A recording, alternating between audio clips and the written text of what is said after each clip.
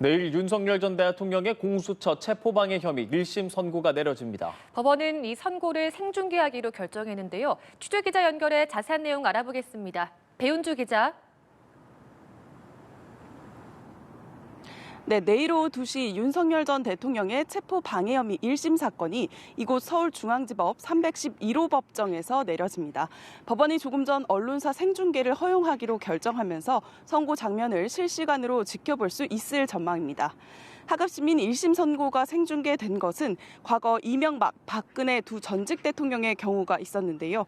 법원은 이번에도 국민의 알 권리를 고려해 생중계를 결정한 걸로 보입니다.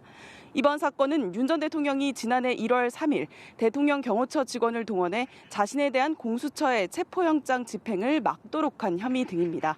내란 특검은 지난달 26일 결심 공판에서 체포 방해 혐의와 국무위원 심의권 침해, 사후 계엄 선포문 혐의 등에 대해 총 징역 10년을 구형했는데요. 특검은 피고인이 자신의 범행을 은폐하기 위해 국가기관을 사유화한 중대한 범죄임에도 대수롭지 않은 듯 반성하지 않는 모습을 보이고 있다며 중형 선고를 요청했습니다. 그러나 윤 전 대통령은 58분 동안의 최후 진술에서 수사를 해본 사람으로서 특검의 공소장이 코미디 같다고 모든 혐의를 부인했습니다. 한편 내일 선고는 윤 전 대통령이 받고 있는 8개 재판 가운데 가장 처음으로 나오는 법원의 판단인데요.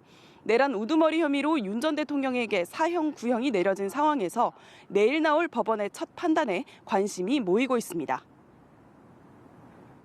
네, 그런가 하면 법원이 내란 외환 전담재판부 구성을 위한 절차를 이어가는데요. 오늘도 관련 회의가 열린다고요? 네, 그렇습니다. 서울고등법원은 오늘 오후 2시 전체 판사회의를 열어 내란 전담 재판부 구성을 위한 논의를 이어갑니다. 내란 전담 재판부 설치법 시행에 따른 후속 절차를 이어가는 건데요. 회의에서는 전담 재판부의 수와 전담 재판부를 구성할 판사의 요건 등이 논의될 예정입니다. 특례법은 내란 외환 반란 범죄 가운데 국민적 관심이 높은 사건을 대상으로 서울중앙지법과 서울고법에 각 2개 이상의 전담 재판부를 두도록 규정하고 있습니다. 또 1심을 제외하고 재판 중계를 허가하도록 규정하고 있습니다. 앞서 서울중앙지법도 지난 12일 전체 판사회의를 열어 법 시행에 필요한 사항을 논의했는데 다음 주 월요일에도 회의를 이어갈 예정입니다.